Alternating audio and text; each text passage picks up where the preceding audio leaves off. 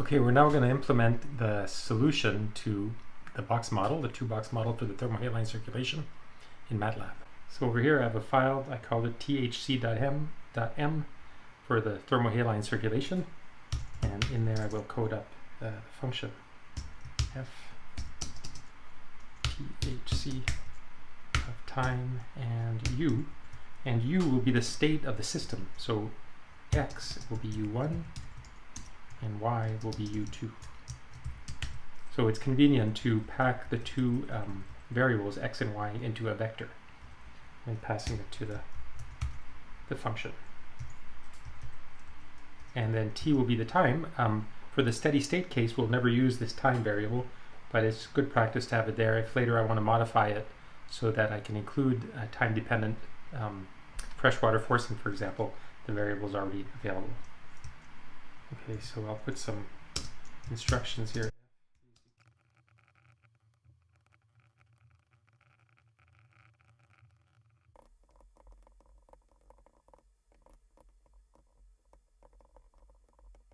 Alright, so I also need to pass in the model parameters or define them directly in the function. And in this case, since we're going to be exploring the behavior of the model as a function of the parameters, I'm going to pass in the parameter values as an input.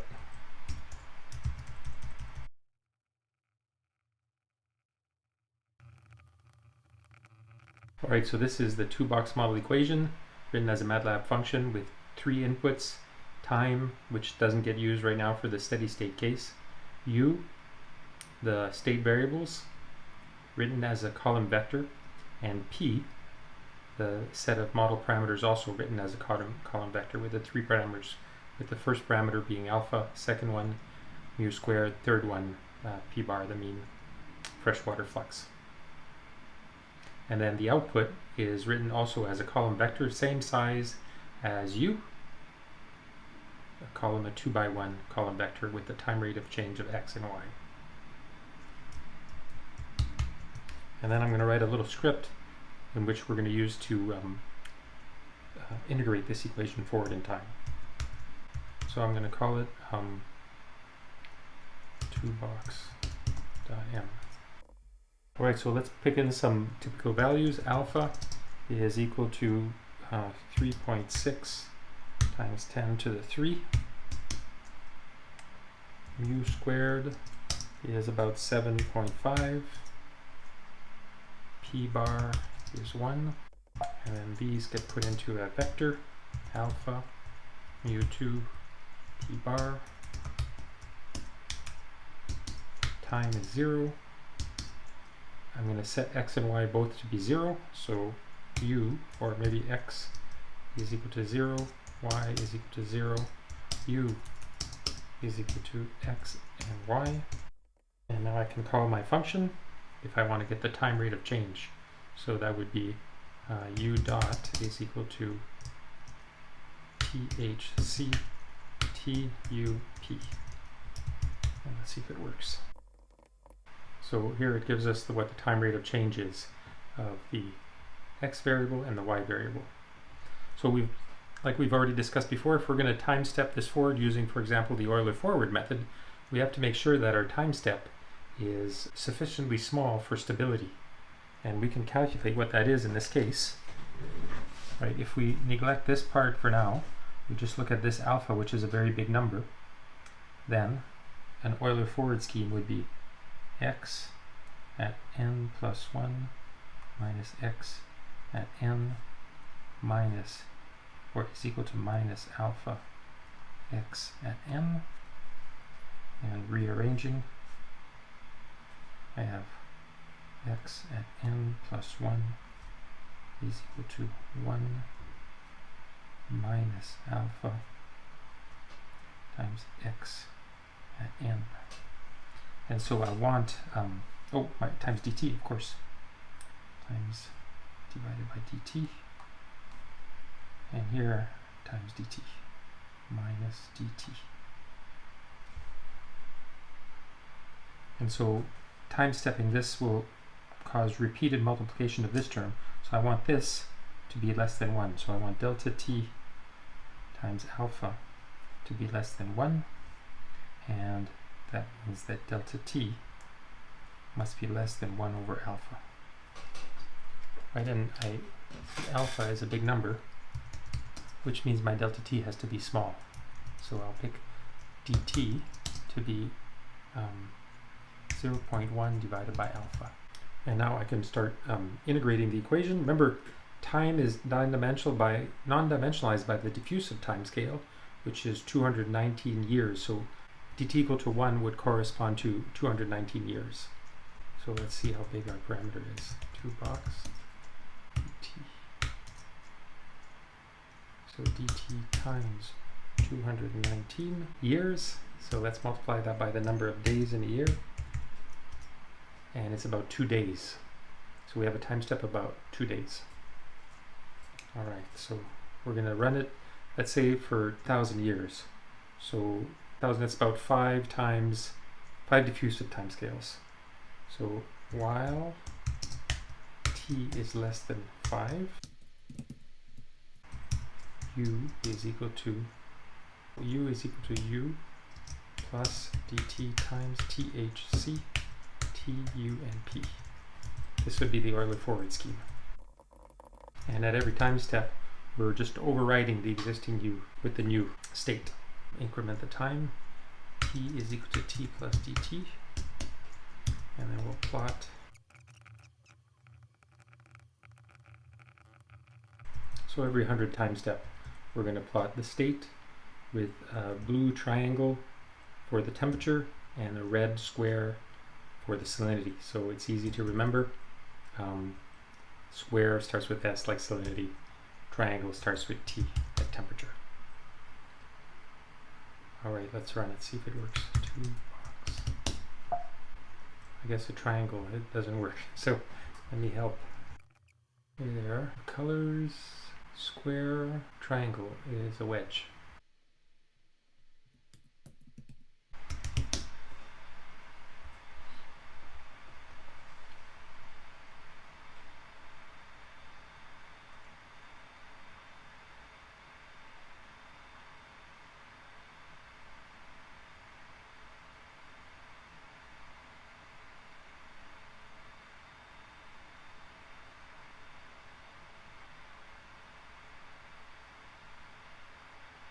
All right, so the final state, U, is very close to steady state. So the temperature difference is at 0.9983 in these non-dimensional variables, and the salinity is 0.1592. So now let's start it from a different initial condition, see if we can find a new steady state.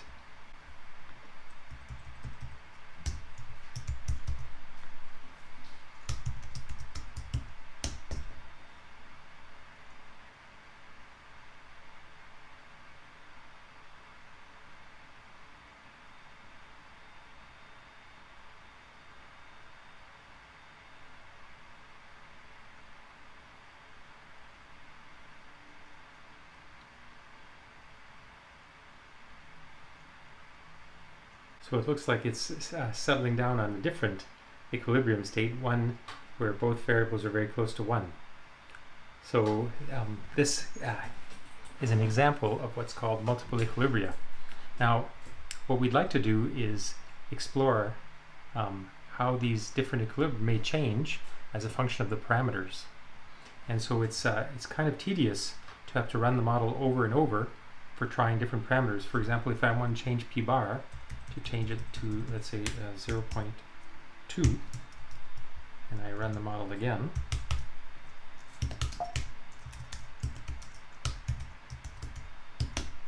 I have to wait for it to settle down to the equilibrium.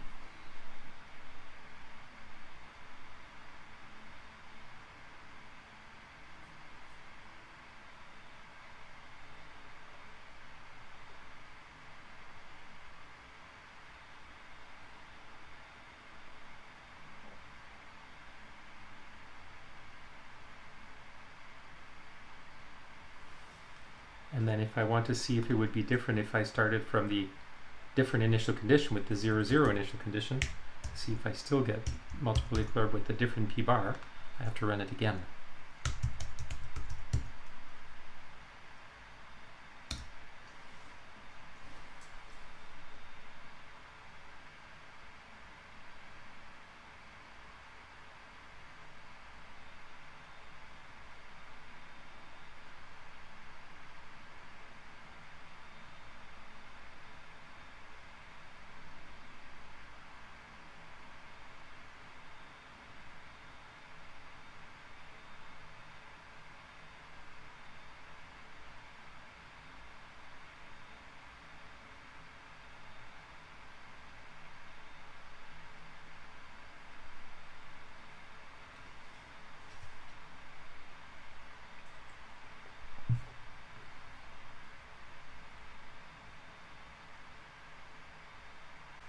And it looks like it settles on the same equilibrium when we have p bar equals 0.2 instead of 1. So if we are going to try to map out these different equilibrium states, it's slow and tedious to have to time step it all the time. So what we'll do instead is we'll go back to the original equations, which we've written now in vector form in the following way: d by dt, oops, not x over y, ddt vector is equal to f of t and x, y, and the parameters. Right, we've written it this way in the Matlab script. And if we're in steady state, at steady state, then d by dt of x and y will just be 0. And so what we're going to do is we're going to look for the values of x and y that make this equation equal to 0. So we're going to solve these equations. This corresponds to two nonlinear equations and two unknowns. So two nonlinear equations and two unknowns. Now, we've already seen that we can use the bisection method to find the solutions of nonlinear equations, but the bisection method only works when we have just one equation, and there's no way to keep subdividing the interval when we have two variables. So instead, what we're going to use is something called Newton's method, which I'm going to explain right now what that is. So for Newton's method, I'll first do it for a function of one variable, and then I'll repeat for a function of two variables. So suppose we want to find the zeros of the function f of x equals 0. And this function looks something like this. This is f of x. And we have an initial iterate, or guess at where the 0 will be. So that would be first iterate. And suppose that this x naught is over here. So what we do is we'll fit a straight line to this function at this point. So we'll find the line that goes through this point that touches the function and has the same slope as the function of f at that point. Something like this. And this new point of intersection over here, this will be x1. And then we'll evaluate the function again over here, and then we'll do another linear model at this new point, and we'll keep iterating until we get close enough to the root. So the linear model will be f of x naught plus the derivative f primed at x equals x naught times x minus x naught, and we're going to set this equal to 0.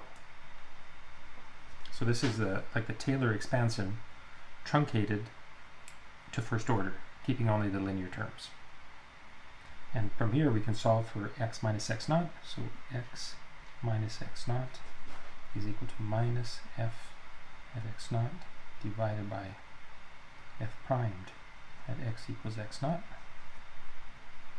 or x, and I guess this will be what I'm calling x1. x1 will be equal to x naught minus f of x naught divided by f primed at x naught. Now we have a new iterate, so the second iterate is x is equal to x1, and now we're going to fit a straight line about the point x1, this line here. So we'll have f of x1 plus f primed at x equals x1 times x minus x1, and we set that equal to 0, and we solve for x. So we have x minus x1 is equal to minus f at x1 divided by f primed at x1, or x2 is equal to x1 minus f of x1 divided by f primed at x1. And if we're lucky and we keep iterating, these x's are going to get progressively closer to the point where the original function crosses the x-axis to the original 0. So this is Newton's method.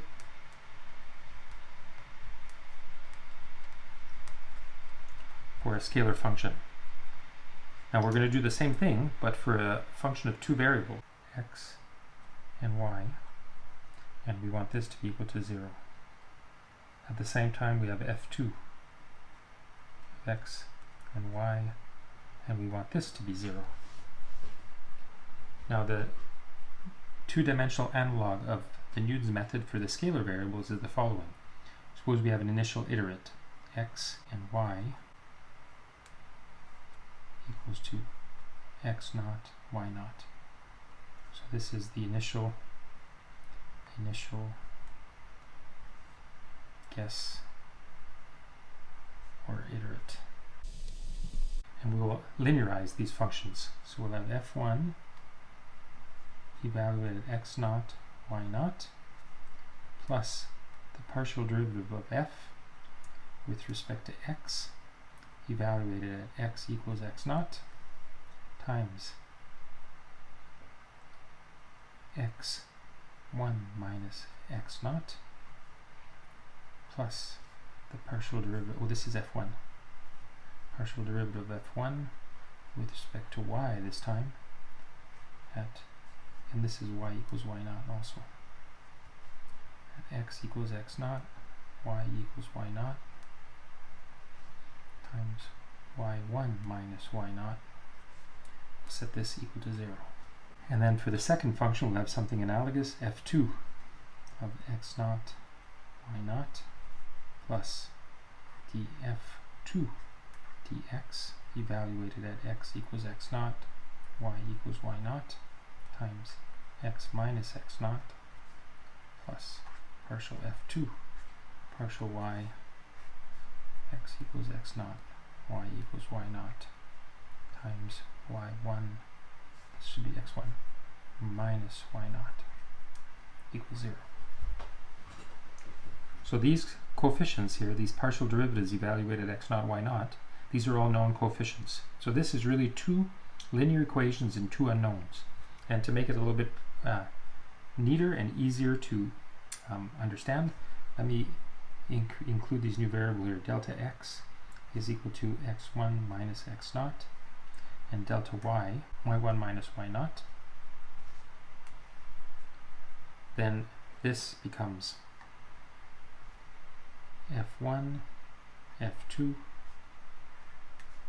evaluated at x naught, y naught, plus, and then writing out all these coefficients into an array, I have df1 dx, df1 dy, df2 dx, df2 dy multiplied by delta x, delta y equals 0, and this matrix here is evaluated at x naught, y naught. So we have two equations and two unknowns. So delta x and delta y is going to be equal to this matrix inverted applied to this one.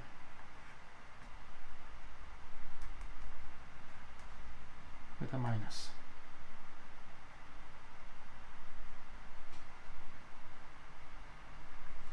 And this is the formula that we're going to use for Newton's method. So we solve these equations, we get a correction, and we get the new x1 will be equal to x naught plus delta x, and y1 will be y naught plus delta y. Because right, delta y is y1 minus y naught, so this is just by definition almost.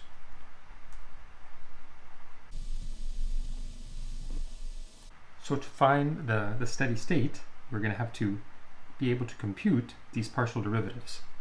So let's evaluate these partial derivatives for our particular model.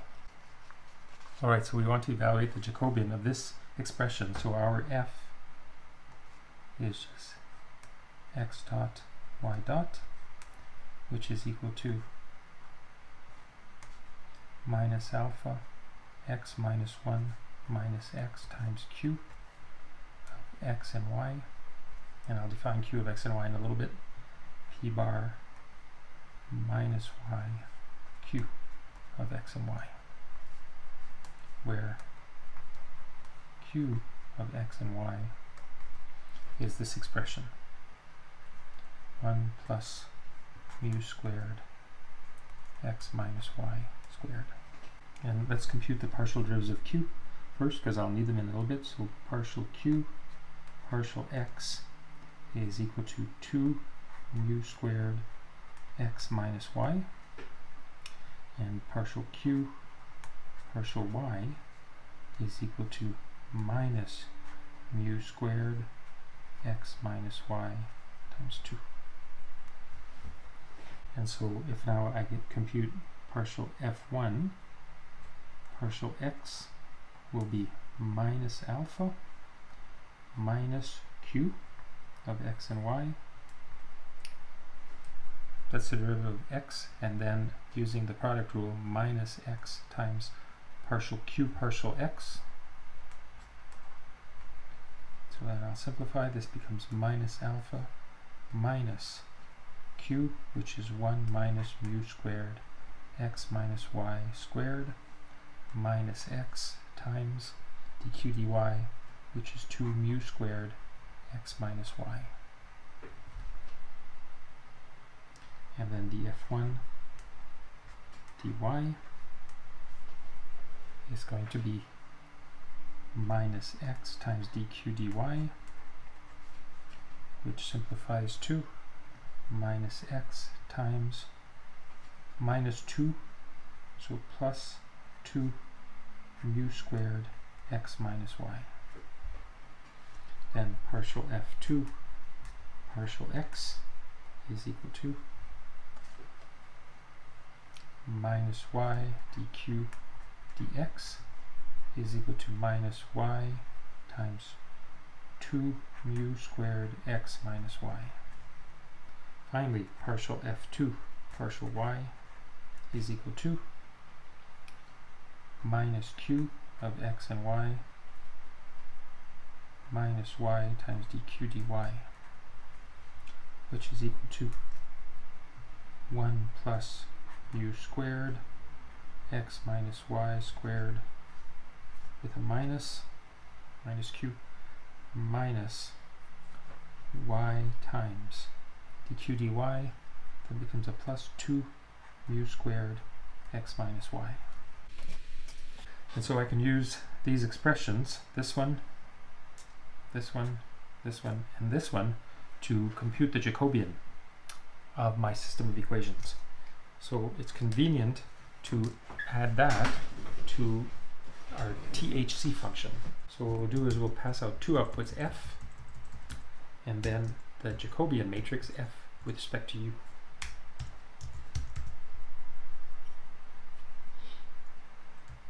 And the way I'll do it is, in Matlab you can check the number of output arguments, and if there's 2 output arguments, then I will compute the Jacobian. So if nar out equals 2, or maybe easier, I'll just put it if it's greater than 1.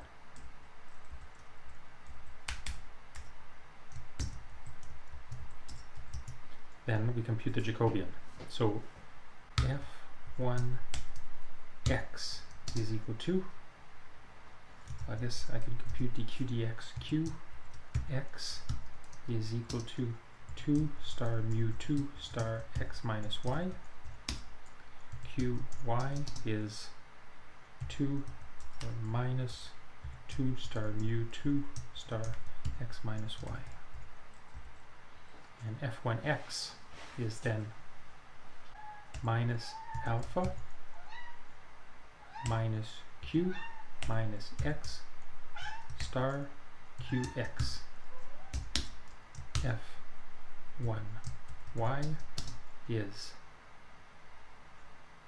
minus x star q y.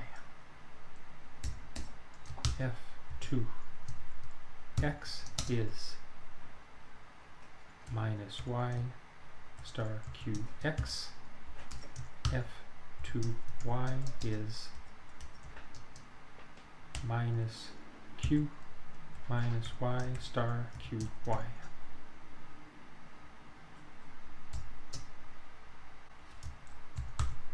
Hopefully I did all these right. And then the Jacobian matrix, Fu, is F1x, F1y, F2x, F2y. All right, let's double check our equations here. So Qx is using the chain rule, 2 times mu 2 times x minus y. That's good. The next one is Qy is going to be 2 times mu 2 times x minus y times the derivative of the inside respect to y gives us a minus 1. So that's correct. Now F1x, which is the same as x dot. Maybe to make it clear, I'll call it, I like F1 better. Okay, so this will be minus alpha minus q minus, this is wrong here, minus x times dq dx. And this is F1. Then with respect to y, so I get minus x times dq dy. That looks good. And then the next one, F2, with respect to x, I just get minus y times dq dx. That looks good. Then with respect to y, I get minus q minus dq dy, minus y dq dy. Good. And then I stick them into the matrix and I return it. Alright, so then I have to write a function to do Newton's method, and I've already written one, so I'll just pull it up so to avoid having to write it again. Newton.m. Okay, so the Newton function takes in 3 inputs, an initial iterate, x0, a function, f, and some tolerance. So I'm going to have to stop iterating at some point, and I have to decide at which point I'm close enough to the root that I want. And so the function is out here. F, the function f, has to return 2 outputs. One, the value of f, and its Jacobian matrix. So that's the same thing as our THC function. Right? It returns 2 outputs, f and f sub u, which is what I'm calling f0 and j. And then while, I'm going to check 2 things. While the norm of f0 is greater than tolerance, so the norm, what the norm means is the following. Sorry, the norm of a vector x is sometimes written like this. And it just means, in this case, x1 squared plus x2 squared plus dot dot dot xn squared. So for our particular case, the norm of f0 will just be f01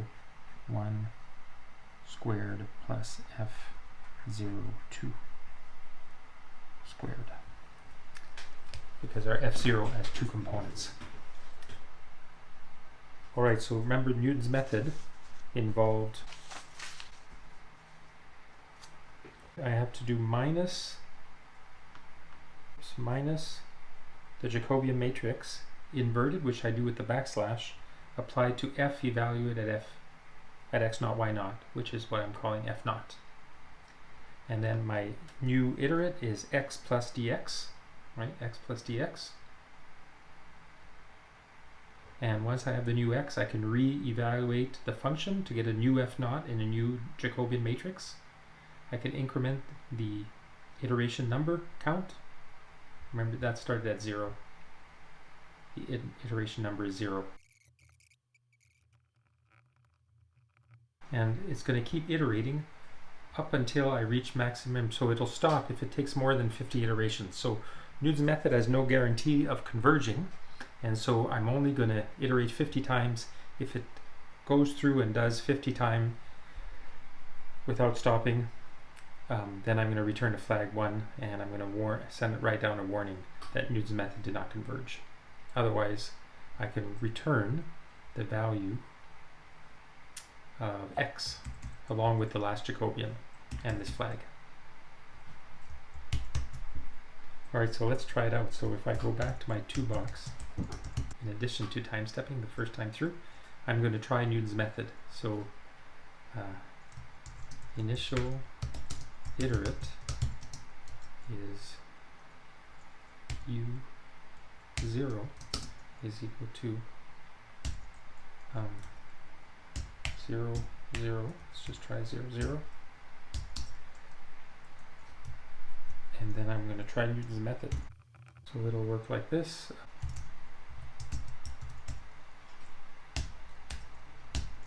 U j I flag is equal to Newton. My initial iterate, u0. My function f, which is at x thc t x and p, and a tolerance. So a tolerance, tol equals 1e to the minus 9.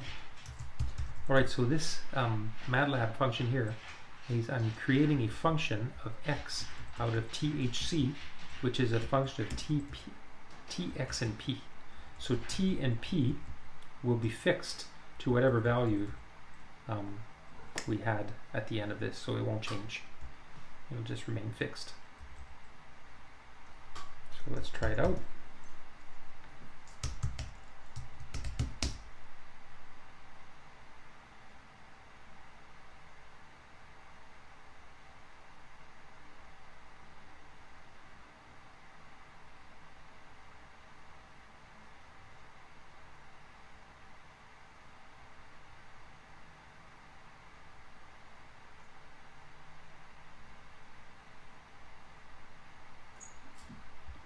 Alright, so this is the norm of f naught during my Newton's iteration. It did 6 iterations, and the norm of f naught was down to 10 to the minus 12, and I could look at the value of u. It is 0.9978 and 0.0247. I guess we can try to zoom in to see how close those are to these ones. If I do the plus here, should be close to 2.47.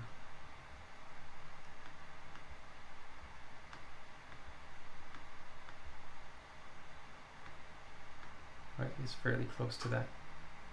2.469, 2.468. So it rounds off 247, so it's quite good. Okay, so this Newton's method is much faster than time stepping. So I'm going to get rid of the time stepping. So I keep all this, keep this, get rid of all this stuff.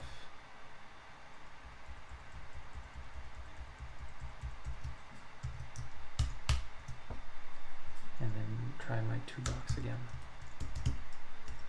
Right, good, that seems to be working well. Now what I'm going to do is I'm going to step through a whole range of different parameter values. Maybe we can vary p bar. So p bar here is only 0.2, so I'm going to vary it over a whole range. So here, I'm going to pick p bar range, goes from lin space 0 to 2, let's say 100 steps. And for each value, I'm going to run Newton's method. So for k equals 1 through the length p bar range, p bar is equal to p bar range of k. I assign the first value in this range to my p bar variable, and then I create the function here was thc. So I'm going to do initial iterate tolerance like this, and here I need to change this p to I need to update what p is. Right, so p is equal to alpha mu2 and p bar, the new value of p bar. So here I update, so maybe I'll put this up here. And I'm going to use as the initial iterate the last version that I had. So I'll reassign u0 is equal to u.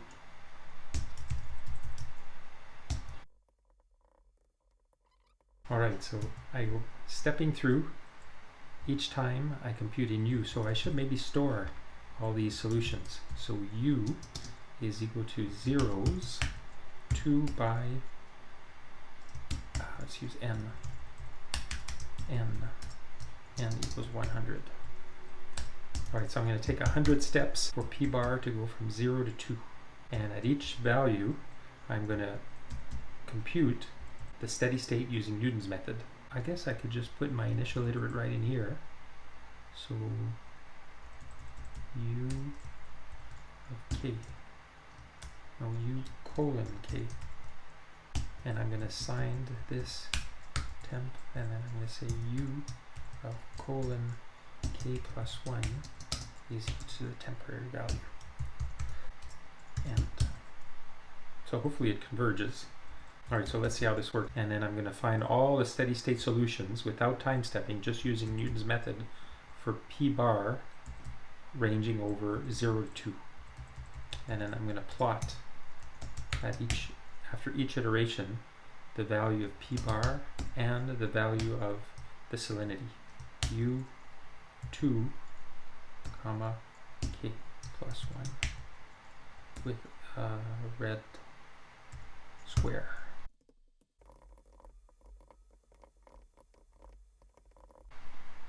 Alright, let's try it. Clear all, close all, to box. Alright, so that's very interesting. Let's see what happened here. So here p bar is increasing, and we see that the value of y, so that's the salinity difference between the boxes, tends to increase, which makes sense, right? Where the fresh water forcing from the low to the high latitude box is getting stronger, and that's going to drive a stronger salinity gradient. It starts at 0 and it increases, and then here at some point here something funny happens. I have these weird points, and then it jumps, and then it marches along here. So there's this discontinuity over here. Let's see if my Newton's method always converged, or if I got any warnings.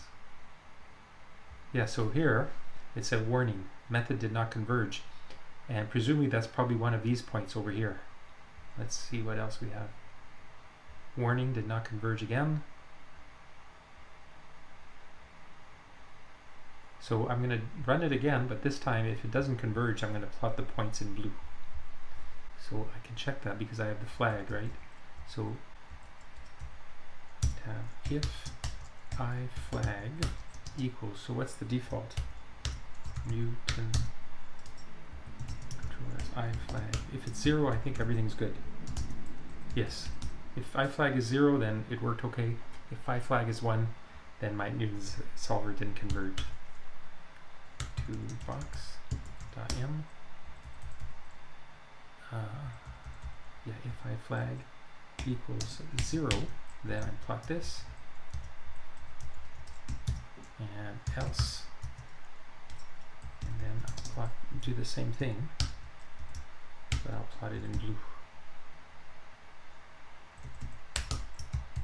So we know that these are sketchy points.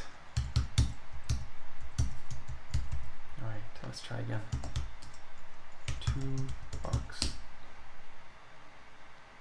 Yes, so the 2 points here, down here, are the 2 that didn't converge. So if I had skipped those, then I get a kind of a smooth function. It increases gradually, and then there's a jump. So this jump is known as a hysteresis. If I start from this point and I run the other way, I'm going to get another set of solutions. So let's do that. So then I'm going to start again, but now I'm going to flip the p bar range. So p bar range is equal to flip left right p bar range, and I'm going to cut this again.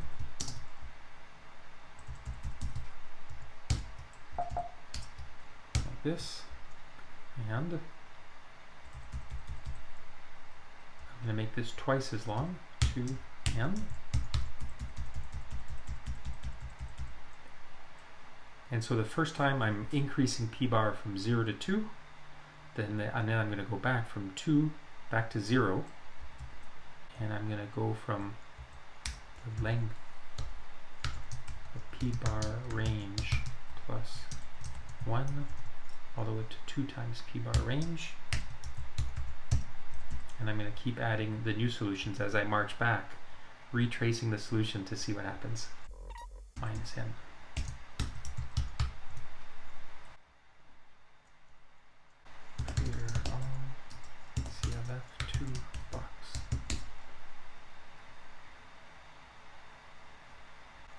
Right, so I moved along this way, and then I jumped up to this branch, and I traced this, then I walked back, and this time I didn't jump back down right away, I shot back to over here, and then I jumped down here.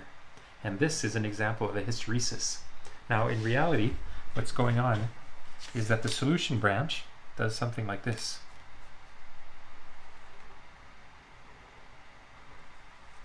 And so when I'm marching forward, I keep going, I'm increasing p bar, and now this solution disappears. There's no more solution. I cannot keep increasing p bar. So what has happened is it jumps up here, and then it keeps walking along this way. Then when I'm going back the other way, it's marching along here, and at this point I can't keep decreasing p bar, so it falls down here, and then it marches back down this way.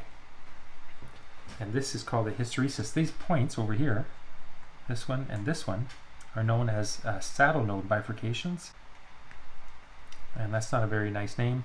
A better name is, I've heard it called a clear blue sky bifurcation. So if you're marching along here, these two solution branches don't exist, and all of a sudden they just appear out of the blue, right? There was no, these solutions were not there. You increase p bar a little bit and they just pop out of nowhere. And so it's sometimes called a clear blue sky bifurcation, or sometimes just a nose point, because it kind of looks like a nose. All right, so there's the branch in the middle here. We didn't find this one, and I'm going to show you how to find this branch also next time.